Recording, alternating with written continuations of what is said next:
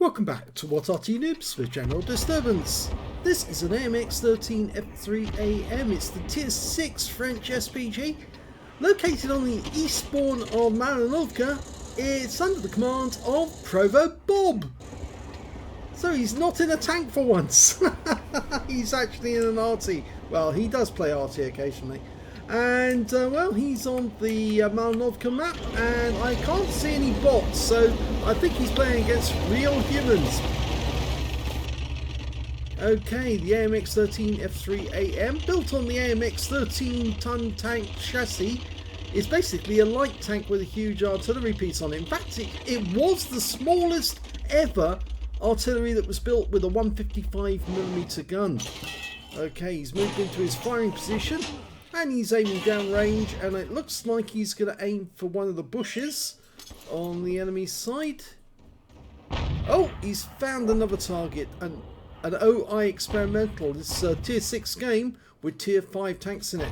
He's dialing in ahead of the OI, rounds out, and direct hit! Right on the money. 270 hit points. He gave enough lead on the target, and the shell hit it directly on the engine bay as well. Now his reload time is around about the 28-second mark, but the normal reload by the book is 30.58. Okay, looks like he's going to aim for that bush where the Stug was last seen. Oh, he got him! Blind kill. He was there. He correctly worked out that Stug wasn't going to go away from the bushes. He needed to be in that position, and the only place that he could actually play and shoot down at our guys towards the east was to sit behind that far bush, and he was still there. And he was wiped out by that shot.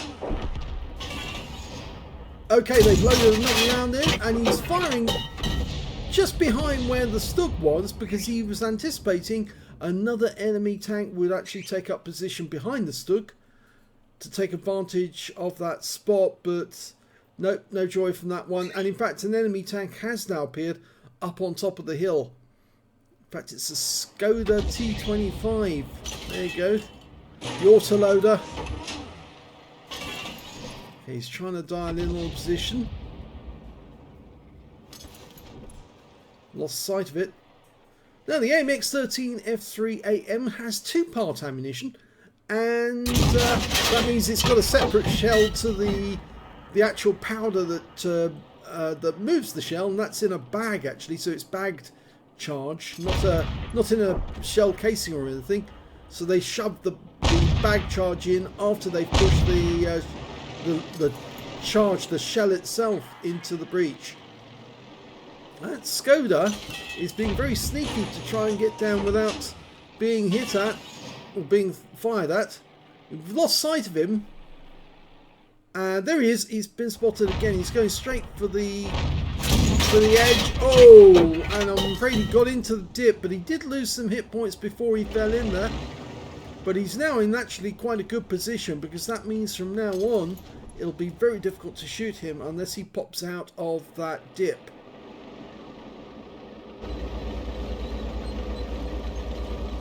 Now the AMX 13F3 only had 2 crew actually inside the vehicle. That was the driver, who was up front on the left, and also the commander, who was sitting just behind him, and to their right was the actual engine. So you can see here, if you're looking at it from the front, the driver is on the right there where the our symbol is, the What Arty Noobs symbol, and the commander was actually behind him in another position. It was an 8-cylinder petrol engine that was driving the vehicle, the standard engine used for the AMX 13 class. Skoda T25 rounds out. Oh no, it wasn't fully dialed in, and so he only stunned that Skoda. In the meantime, the enemy just lost their AMX CLC.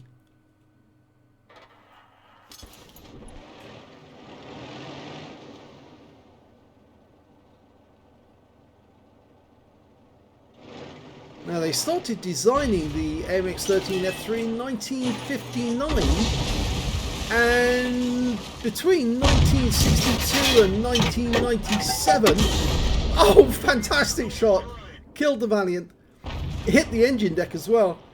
Between 1962 and 1997, they built 621 of them, and it was very widely sold around the world. Argentina bought 24, Cyprus bought 12, Ecuador bought 12, Kuwait had 18, but it's believed that 80 of them, they must have had some more in the past, because 80 were killed by or destroyed by the Iraqis when they invaded Kuwait during the first Gulf War. Morocco had 98 of them, and they used them in the Western Sahara. Qatar had 28, UAE's got 18, Sudan's got between 6 and 10, and all of those are still operational, believed to be operational, but maybe in storage. The only nations that have actually taken out of operation are Chile, who had 20, Peru, who had 12, and Venezuela, who had between 12 and 20, but it's believed they're not operational anymore. And of course France have bought them for their army, but they no longer use them. It's got a 20-kilometer range, this Arty, which is actually quite long. And although I've said many times in the past that the only Arty in the game which actually has got gun depression is the M53, M55, and that's correct according to the wiki, in actual fact the AMX 13F3 did have gun depression. It had gun depression of 6 degrees, although you can't use those in the game because Wargaming won't let you. They've put the gun depression at 0, which means the gun only points straight forward. But in actual fact, they could use it with gun depression if necessary. Still trying to get that guy out of that corner. It's the heavy tank number 6 sitting in there. We're not the only one firing in that direction. Our teammate in the M44 is also trying to do the same. Yeah, they're saying he's still there. I suspect he is, yep. This is where it can actually be quite useful to go to overhead mode and work out exactly where the shot is due to land so that you can put the shell directly alongside the vehicle. Instead, he's gone to a BDR G1B over on the other side of the battlefield. The steel potato, a French heavy tank designed after the end of the war. Direct hit! That's his 3rd kill of the game.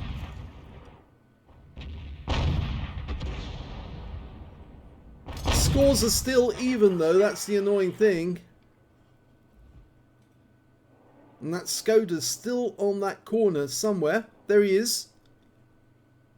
He's still there. Can't hit him from here, but if he actually retreats, they might be able to get a shot at him.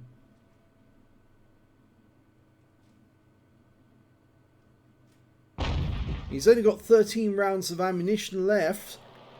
The book ammunition is 25.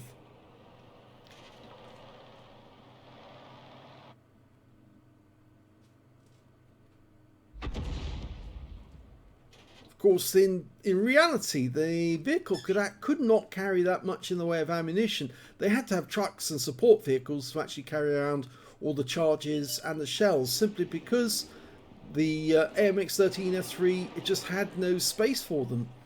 In fact, the AMX 13F3 was thought to be a bit problematical, seeing as there was no actual protection for the crews, so the crews are actually in danger. Now that Nashorn's making a big mistake if he pops up there and stays up, because he might then get killed.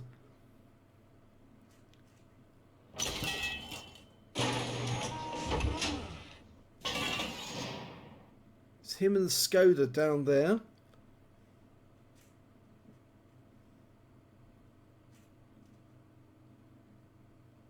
Now, this is the first of a two-parter again. We've got 2 replays featuring the AMX 13 F3.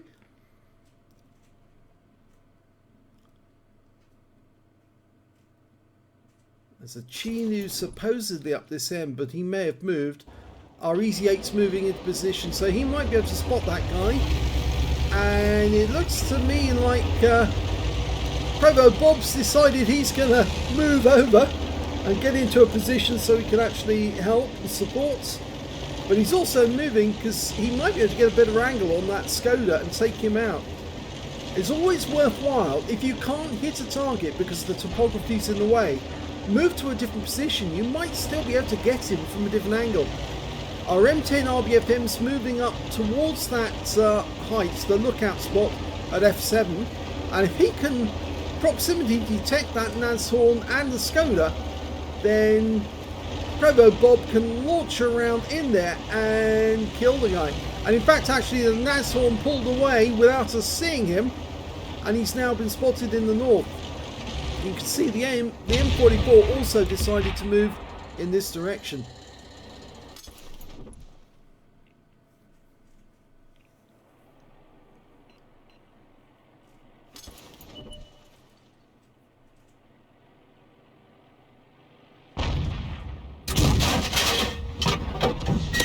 Good shot. Wounded the Chinu, and he's now receiving other fire, and he's gone.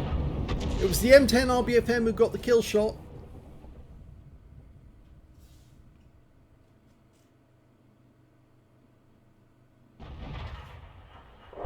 There's the Hummel. He's gone.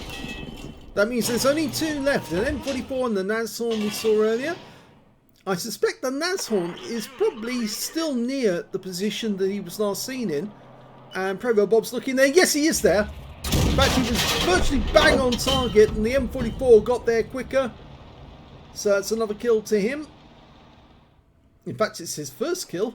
And ProvoBob's platoon with the BDR-G1B on his own team. They both got 3 kills, so they're on for a brothers in arms if they both survive the battle. There's only 1 enemy left. It's the M44.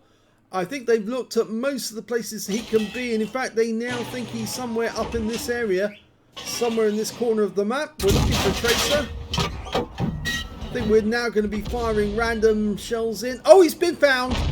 He just came out of his hiding spot, and it looks like he's running for the cliff edge.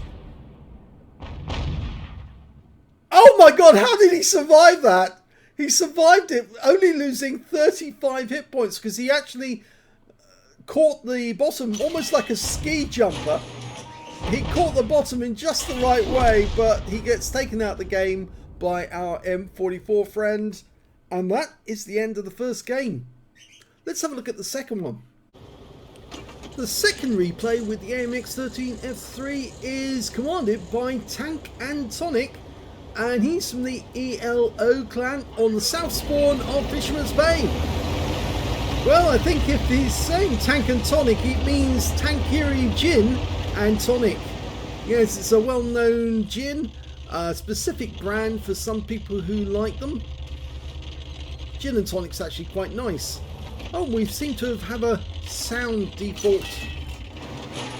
That's better. It looks like it's cleared itself up now. Okay, TanqAndTonic's aimed towards the centre line, and T52 comes into sight, but he's not fully dialed in yet. Those little T52s do move rather quickly. He's lining the shot, fires around in. But we don't get to see the shot because he pulls away. He must be one of these players who thinks that you have to pull away after shooting. I think some of them like to do it simply because they feel that they can get a better view of the target, but I think really, to be honest, it's a psychological thing more than anything. I've noticed some players do it because they don't want to look and see what actual damage you're doing to the enemy. Almost like a psychological aversion, you might say. Okay, no enemy in sight. Ah, T52 again. He's not missing any hit points, so we probably didn't hit him last time. Oh, we got a bit of reticule bloom there. And instead he spots a T78. Now he's moving considerably slower. and he's probably sticking in that area so he can get shots. So it looks like somebody just hit him, because it looked like a tracer disappeared in that area without an explosion. Okay, there's that T-52. Oh, that's going to miss.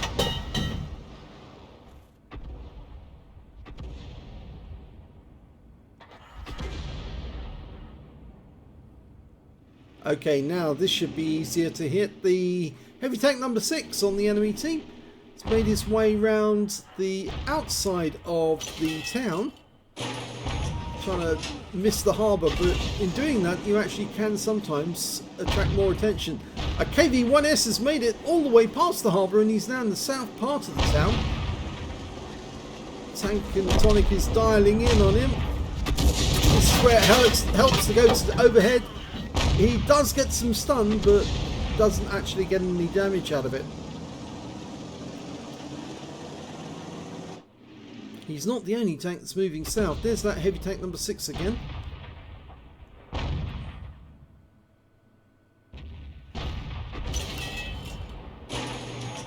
Okay, he's loaded. Now. Wait for it. There. Now. Good hit. 265. Nice shot. Right into the side of the heavy tank number 6. And they've killed the KV-1S. Now they've got to kill the heavy tank number 6. We've lost sight of him temporarily, but we know he's in that area. There he is. And we're almost loaded, so we might be able to get another shot in. There you can see where the shell hit, impacted on the side of the vehicle. And he got a hit this time near the engine bay. In fact, it was just further along the side of the vehicle. You can see both marks, and the heavy tank number 6 goes down. The T-52's gone into town to try and do some damage against our tanks, and has paid for it by being wiped out. Okay, the enemy's got a super chappy a short distance away. I don't think we can get a shot over the top of those houses. We have to wait for him to come into view. He has done so. Now he's sitting behind the heavy tank, and oh, that went right behind him and hit the wall behind him. So he's stunned, but he's still safe. But not for much longer. The TOG is going to take him out, but the TOG is losing hit points himself. And there goes the super chaffee. And the TOG's also been wiped out. He was taken out by the enemy M44. Okay. Their 5916 Chinese Tier 6 light is running around the northwest corner of the map. We're ahead by 2 tanks at the moment. And they've got a VK2801. It's made it right across the centre line. And he's spying on us. Oh, not for long though. TanqAndTonic took him out. That was a direct hit. No problem with that one. Okay, we've got Jackson. The only tank with the 90mm, only tank destroyer with the 90mm in the European theatre. But actually, lots of people think that the Hellcat had the 90mm. No, that's not true. They put a 90mm on it in the game, but it actually was armed with a 76mm. Rounds out. Long flight time for the shell there, I'm afraid. So he was well gone before our shell arrived. There's the Hellcat.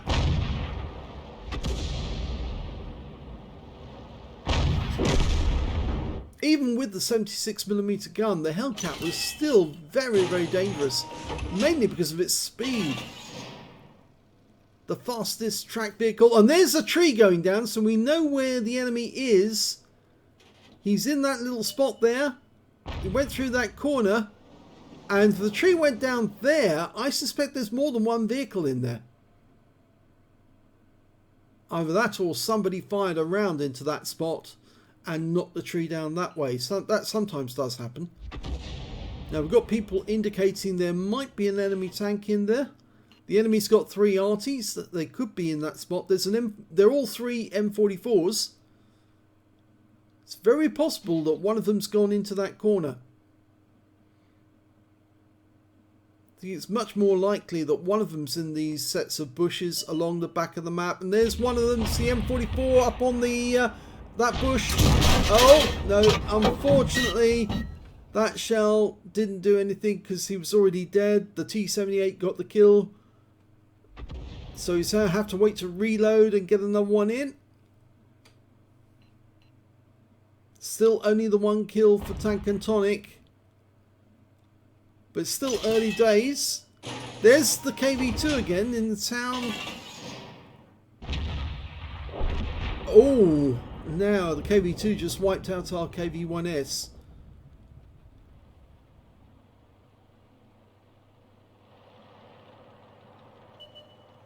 Okay, one of the enemy tanks, the Fisherman Jumbo, has been found in the town centre. Well, not town centre, the village centre. Can probably get a shell in there.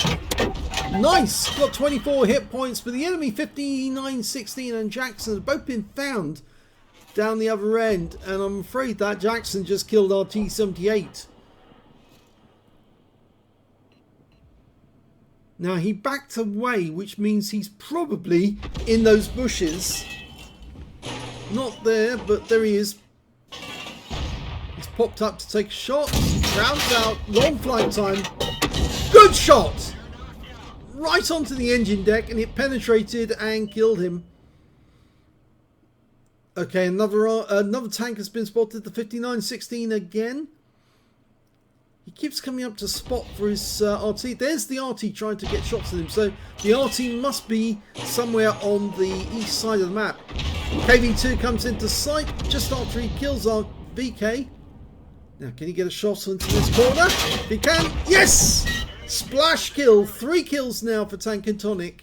The enemy Arty's been spotted. He was over on the east side. Dialing in. Oh, direct hit kills. So our M44 deals with their one. There's that Sherman Jumbo. Oh, just killed our Firefly. That's out. Well, 10 hit points. It's something.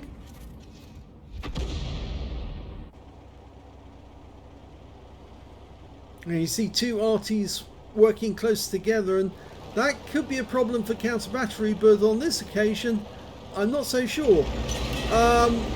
In this instance where all of our tanks have been wiped out, it's now down to the Arty to save the day against the 5916, the Sherman Jumbo and their M44. Now, I suspect their M44 is on the east side of the map. We saw shells coming in from the east. There was one M44 on the east side, but I suspect the other one's over there as well. TanqAndTonic has decided to be aggressive, which is what I would do under the circumstances, and try and move forward, but he's actually being shot at by the 5916. So he's decided to go into the town centre and then come back out again. See if he can get a shot on that guy. Okay, he's trying to manually aim. Gone to the battle assistant. Line him up. Great shot! Okay, now get into cover quick, because our M44 just got wiped out by their M44. And he's indicating on the map where he thinks he is. He's over by the beach in the northeast corner. And there's only one enemy tank left on their team. It's the Sherman Jumbo, which means he's relatively slow. So the best thing that TanqAndTonic can do is drive through the town quickly as he can.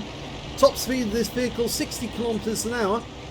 Get to the other side as fast as he can. And then go hunting for that SPG. Oh, there's the Sherman Jumbo. Get into cover quick before he shoots. He didn't get a shot in, but he knows where we're going to come out. Or does he? I think he's setting up an ambush. He's going to ambush that guy the moment he comes around the corner and shotgun him at close range. He could wipe him out with one round. He needs to back up a bit to stop the guy looking through the arches. Where is he? He went round the other side, thinking that TanqAndTonic was going to come out the other side. Yep, he did. He's round there. Okay, he doesn't know where TanqAndTonic is, but he was spotted by our M44. And TanqAndTonic is probably going to come up behind him, but obviously the Sherman Jumbo will get warning from proximity detect that he's behind him. Here he is. Hello! Got it! Go for the ram kill! Go for the ram kill! Ram him! Oh, he didn't get it! Now, he is below that guy's gun depression, so it's going to be difficult for the E2 to do anything. He's pinned him here, and all he needs now is for his teammate to put in the round. You see, he's actually bouncing rounds from a Sherman Jumbo. Now, just back away and shoot him. Back away. Yes! He stunned himself in the process, but he got the kill. He also lost a few hit points as well. 97 hit points lost because of the explosion. But now he's got a very real chance of winning the game. In one of these encounters where you do shotgun someone but don't kill them and they're very low on hit points, it's worth actually ramming the enemy to see if you can ram kill them immediately afterwards. Sometimes it works, sometimes it doesn't. But he can kill this M44 and he will get a top gun if he gets him. Oh, the M44's gone in for the ram kill. He's done it, but not going to survive the shotgun. And TanqAndTonic wins the game in style. What a game that was. Last man standing. Let's have a look at the end of battle results for both games. In the first game with ProvoBob, he managed to get a second-class tanker in the AMX 13 F3 AM. Well, he has only had it a short time. He's decided to go up the French route. And he's also, it's the first time he's had a second-class tanker in this Arty. He also got a bruiser medal for getting at least 5 critical hits. He got 12, and he got a Brothers in Arms because he platooned with the BDR-G1B, and they both got at least 3 kills. His win rate from that one, 3,110, which is Super Unicum standard. So let's have a look at team score and see where he was. Well, the highest damage was the BDR-G1B. He got 2,735 hit points, picked up a Brothers in Arms and high caliber.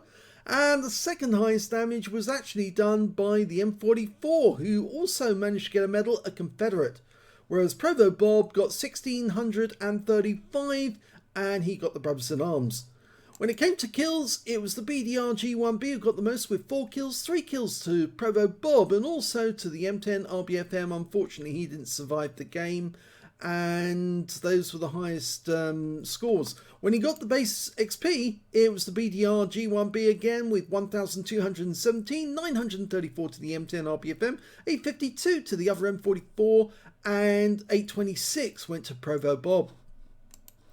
He fired 16 rounds in that game, got 5 direct hits, no penetrations, but 11 splash.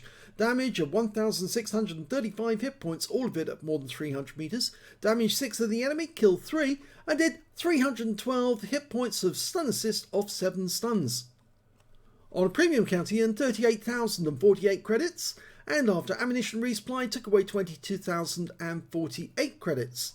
He received 1,239 XP times 2 for the first victory, took away 2,478 experience points altogether. So not a bad game for ProvoBob. He's certainly working his way up the AMX 13 F3 AM line. It's the French line's actually quite interesting because a lot of the Arties are actually quite fast. So you saw in the second game, TanqAndTonic was motoring quite happily along to relocate. And in fact, actually managed to get out of the way of that 59-16 just in time. If the guy had chased after him, I think it might have been a different result to the battle.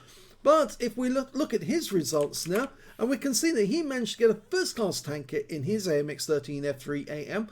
He also managed to get a bruiser medal for getting at least 5 critical hits. He got 13. He got a Starks medal because he actually received managed to get at least 2 kills on the enemy, received at least 2 hits from the enemy tank, and so potentially lost 2/3 of his hit points and survived the battle. And on top of that, he managed to get a top gun when he killed the M44 right at the end of the game by shotgun, and a very good kill that was. You can see the M44 player on the enemy team knew exactly what to do. You go in for the shotgun. If you don't succeed with the shotgun, you just follow it up with a quick ram and then you get it. Unfortunately for him, there was another Arty watching him at the same time. It might have worked on that Sherman Jumbo, but the Sherman Jumbo is quite a heavy tank compared to an AMX 13 S3. You're going to take some damage if you do ram an enemy tank, but the compensation is that if they've got very low hit points, they're probably going to suffer more by the ram than you are. Effectively, that they are going to be put out of the game. Let's have a look at the team score. Well, in this game, he didn't get the highest damage in the game. He got 1,000. Oh, he did get the highest damage. Sorry, I'm wrong. He got the highest damage in the game, 1,954 hit points. The next highest scorer was the M36 Jackson. That's the one I was looking at. 1,616 hit points of damage to him, followed by their M44 with 1,539. That's the one he killed right at the end. When it came to kills, he had the highest number of kills with 6, the next highest scorer being the TOG2 on his team and the KV2 on the enemy team. And when it came to base XP, he's the highest on that and the only one to get over 1,000. 1,035 went to TanqAndTonic, 739 went to the VK3601H, and the Firefly 5C managed to get 739 as well. Let's have a look at detail. He only fired 17 shots in that game, got 7 direct hits and 2 penetrations, 12 splash. Damage of 1,954 hit points, of which 1,268 were at more than 300 meters. He received 3 hits from the enemy in that game, and all 3 were non-penetrations. Yes, that enemy Sherman Jumbo was firing his shells in at the wrong angle to actually get them to penetrate, even though the armor on the AMX 13 is paper thin. It's literally 40 millimeters at the front, it's 20 millimeters at the sides and 15 at the rear. And the hull, of course, is basically just half-inch armor.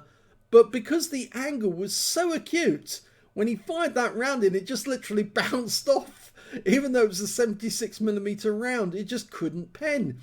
So he was very lucky that the guy didn't get a pen because he was below the guy's gun depression, so he couldn't get a shot into the point where he needed to get the pen. If he backed off a little, he might have been able to, but the thing is he couldn't back off because TanqAndTonic effectively had pushed him against the wall of that building and wasn't letting him move at all, which meant that of course he had to fire from where he was and he just couldn't get through. So, the rest of the details, he fired at 8 enemy vehicles, damaged them, and got 6 kills, 505 hit points of stun assist off 7 stuns. And on a premium count, he earned 30,189 credits. And after repair and ammunition resupply, took away 26,880 credits. 1,035 XP. And he took away 1,553 altogether. So there must have been something else in there that we didn't see. So, both really interesting games. I think TanqAndTonic had the better game out of the two. But then I think he's been playing the AMX 13 F3 for a little longer. And of course, 2 really good shotguns in that game. It's a pity that the shotgun on the Sherman Jumbo didn't kill him outright, but it did actually lead to a bit of hilarity after he did it the second time and shotgunned him again at close range. So incredibly well done, both players. You did do it very, very well indeed, and I hope you enjoyed these games. If you did, please give this video a like. Do subscribe to our channel. Leave a little comment down below because it feeds the algorithm. And thank you for watching.